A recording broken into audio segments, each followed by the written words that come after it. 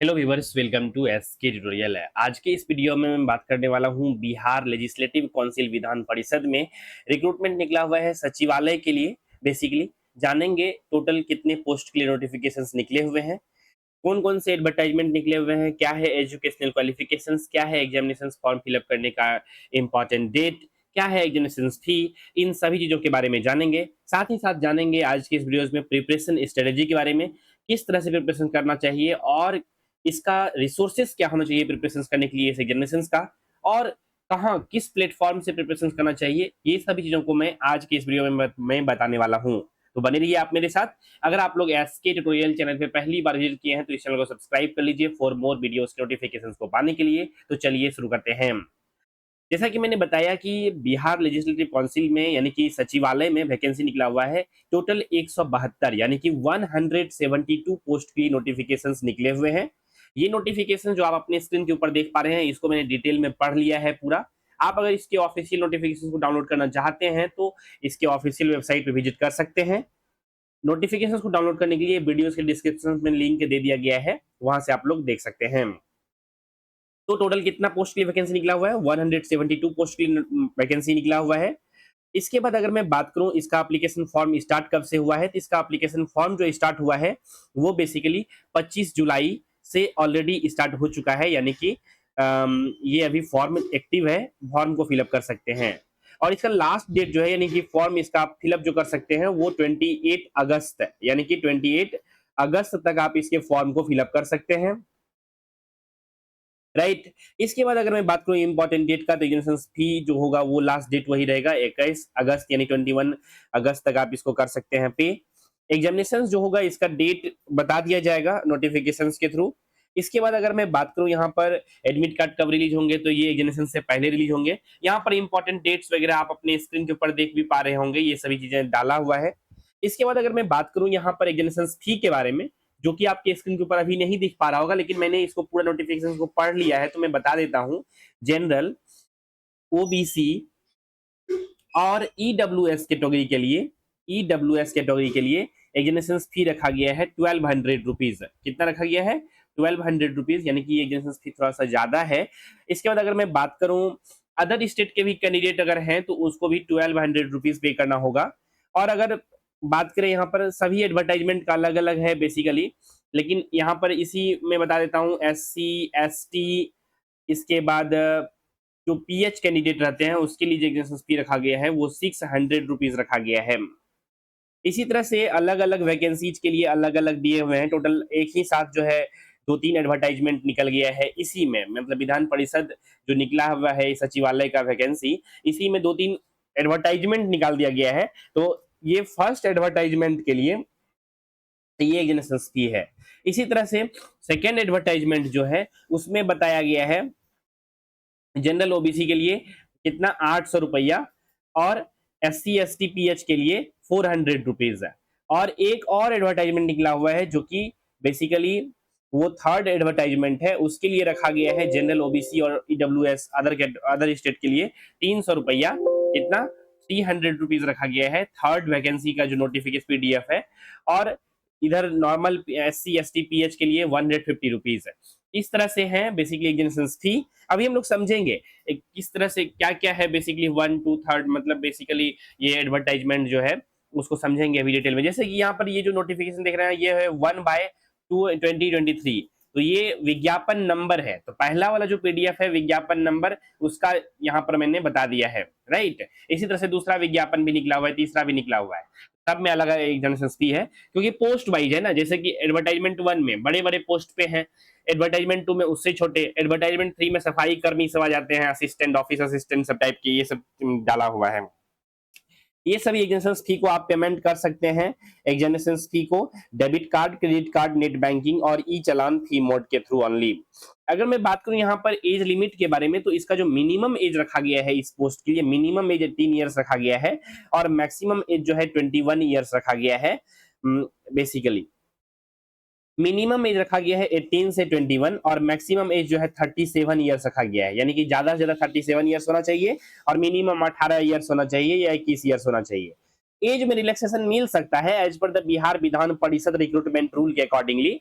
अब यहाँ पर बात करते हैं अलग अलग पोस्ट के लिए अलग अलग निकला हुआ है। जैसा कि मैंने बताया कि एडवर्टाइजमेंट 1 में जो वैकेंसी निकला हुआ है, एडवर्टाइजमेंट 1 की अगर मैं बात करूं, एडवर्टाइजमेंट 1 में तो इसमें निकला हुआ है एक पोस्ट है रिपोर्टर का। किसका पोस्ट है? रिपोर्टर का। रिपोर्टर के पोस्ट के लिए निकला हुआ है नोटिफिकेशन। इसके लिए टोटल जो है बेसिकली 16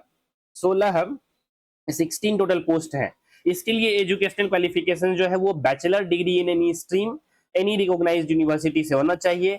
स्टेनोग्राफर में आपका स्पीड होना चाहिए 150 वर्ड पर मिनट इन हिंदी। हिंदी में क्या होना चाहिए? 150 वर्ड पर मिनट होना चाहिए। इसके बाद कंप्यूटर टाइपिंग में 35 वर्ड पर मिनट होना चाहिए, 35 वर्ड पर मिनट।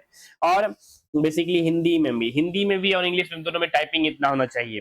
तो ये हो गया रिपोर्टर यानी कि पहला वैकेंसी के लिए। जो लोग रिपोर्टर पोस्ट के लिए भरेंगे वो लोग का ये एडवर्टाइजमेंट नंबर 1 रहेगा, राइट। अब 2 नंबर एडवर्टाइजमेंट की बात करते हैं। 2 नंबर में आप फॉर्म को फिलअप कर सकते हैं जैसे असिस्टेंट के लिए, असिस्टेंट लेजिस्लेचर के लिए, डेटा एंट्री ऑपरेटर के लिए और लोअर डिविजनल क्लर्क यानी कि एलडीसी के लिए। सिक्योरिटी गार्ड जो है वो तो थर्ड वाला मानता है। तो ये जो मैंने बताया 3-4 पोस्ट कौन कौन सा? Assistant, assistant legislature, data entry operator और लोअर डिविजनल क्लर्क यानी एलडीसी। ये जो मैंने पोस्ट बताया है ये सभी आता है आपका नोटिफिकेशन 2 के अंदर। तो इसका फॉर्म अगर फिलअप करना चाहते हैं तो मैं एक एक करके शॉर्ट में बता देता हूं। असिस्टेंट के लिए जो है यानी कि नोटिफिकेशन 2 का मैं बात कर रहा हूं। असिस्टेंट के लिए जो वैकेंसी निकला हुआ है वो 30 वैकेंसी है। इसके बाद असिस्टेंट लेजिस्लेचर के लिए जो है 1 वैकेंसी है। असिस्टेंट लेजिस्लेचर में शॉर्टकट में AL लिख देता हूं। Data entry operator, data entry operator DEO post के जो नोटिफिकेशन निकला हुआ है वो निकला हुआ है 40 पोस्ट के लिए। और अगर मैं बात करूं LDC यानी कि लोअर डिविजनल क्लर्क के लिए कितना निकला हुआ है? वो निकला हुआ है 9 पोस्ट पे। तो ये जो है बेसिकली ये सारा नोटिफिकेशन 2 के अकॉर्डिंगली आता है। और इसके लिए एजुकेशनल क्वालिफिकेशंस की मैं बात करूं अगर तो असिस्टेंट के लिए ये जो 30 पोस्ट है इसके लिए आपको बैचलर डिग्री होना चाहिए किसी भी स्ट्रीम से और हिंदी एंड इंग्लिश में टाइपिंग होना चाहिए 30 वर्ड पर मिनट यानी टाइपिंग को मांगा गया है इसमें। इसके बाद असिस्टेंट लेजिस्लेचर के लिए 1 पोस्ट है, बैचलर डिग्री होना चाहिए किसी भी स्ट्रीम में और बस यही चीज है। डेटा एंट्री ऑपरेटर के लिए 10+2 होना चाहिए एग्जाम रिकॉग्नाइज्ड बोर्ड से। और कंप्यूटर 8000 की डिप्रेशन पर आवर्स, 1 घंटा में 8000 बटन आपको दबाना है, सही सही चीजों को लिखना है। तो आई होप आप चीजों को समझ गए होंगे। ये बेसिकली 1 मैंने लिखा था। लोअर डिवीजन क्लर्क के लिए 9 पोस्ट है, इसमें भी वही चीजें 10+2 होना चाहिए और प्लस कंप्यूटर में इंग्लिश हिंदी टाइपिंग में 30 वर्ड पर मिनट होना चाहिए। किसके लिए? डेटा एंट्री ऑपरेटर के लिए 30 वर्ड पर मिनट होना चाहिए। LDC के लिए लोअर डिविजनल क्लर्क का भी मैंने बता दिया। अब जो है एडवर्टाइजमेंट नंबर C जो आता है जिसको सिक्योरिटी गार्ड आता है, इसके लिए 52 पोस्ट है, 10+2 इंटरमीडिएट एग्जाम पास होना चाहिए और बेसिकली 10+2 होना चाहिए। जो थर्ड वाला नंबर वैकेंसी था इसमें क्या है? आपका इंटरमीडिएट होना चाहिए किसी भी रिकॉग्नाइज बोर्ड से। मेल का हाइट होना चाहिए 167.5 सेंटीमीटर और फीमेल का 154.6 सेंटीमीटर होना चाहिए। ऐसा यहाँ लिखा नोटिफिकेशन में दिया गया है। तो ये सभी चीजों को आप लोग देख लीजिएगा। ड्राइवर के लिए भी निकला हुआ है यानी कि जो नोटिफिकेशन थर्ड वाला है उसमें अलग ड्राइवर है, ऑफिस अटेंडेंट है, ऑफिस अटेंडेंट दरवन है, इसमें ऑफिस अटेंडेंट फारस है, ऑफिस अटेंडेंट सफाई कर्मचारी है, ऑफिस अटेंडेंट माली है। ये सभी का अलग अलग पोस्ट निकला हुआ है। तो उम्मीद करते हैं ये जो पोस्ट मैंने बताया ऑफिस अटेंडेंट दरबन, अटेंडेंट फारस, ऑफिस अटेंडेंट सफाई कर्मचारी, ऑफिस अटेंडेंट माली, ये सभी के लिए जो है क्लास 10th मैट्रिक एग्जाम पास होना चाहिए किसी भी रिकॉग्नाइज्ड बोर्ड से। और नॉलेज होना चाहिए इंग्लिश का और हिंदी का बेसिक और साइकिलिंग एबिलिटी यानी साइकिल चलाने के लिए आना चाहिए। फॉर माली 2 इयर्स का एक्सपीरियंस भी होना चाहिए माली पोस्ट के लिए। तो उम्मीद करते हैं ये सब बेसिक चीजों को समझ गए होंगे। अगर आप लोग चाहते हैं इस नोटिफिकेशंस का फॉर्म को फिलअप करने के लिए तो आप लोग इसका फॉर्म को फिलअप ऑफिशियल वेबसाइट पे विजिट करके कर सकते हैं। और हाँ, अगर आप चाहते हैं इस एग्जामिनेशन का प्रिपरेशन करने के लिए तो आप लोग इस वीडियोस के कमेंट सेक्शन में लिख सकते हैं कि I want to prepare for this examination, या फिर हिंदी में लिख सकते हैं कि मैं इस एग्जामिनेशन का प्रिपरेशन करना चाहता हूं। तो नंबर ऑफ कमेंट्स के अकॉर्डिंगली हम लोग डिसाइड करेंगे। एसके ट्यूटोरियल का एक ऑफिशियल ऐप भी है जिसपे कि अदर अदर एग्जामिनेशंस के लिए क्लासेस चलते हैं, जैसे कि बिहार पुलिस, बिहार दरोगा, और भी डिफरेंट डिफरेंट कॉम्पिटेटिव एग्जामिनेशंस के लिए चलते हैं क्लासेस एसके ट्यूटोरियल ऐप पे।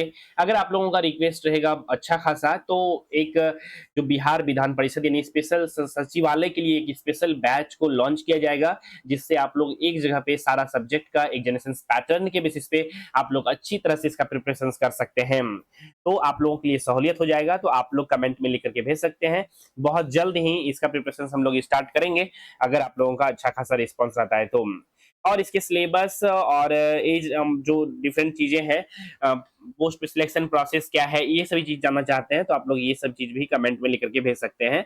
ये वीडियो में जस्ट मैंने बताया कि नोटिफिकेशन रिलीज हो गया है, क्या है एजुकेशन क्वालिफिकेशन, बेसिक बेसिक चीजों को मैंने बता दिया है। प्रिपरेशन करने के लिए आप लोग को सिर्फ एसके ट्यूटोरियल चैनल को सब्सक्राइब कर लेना है। इसी पर आने वाले दिनों में प्रिपरेशन वाले वीडियोज भी देखने को मिलेंगे।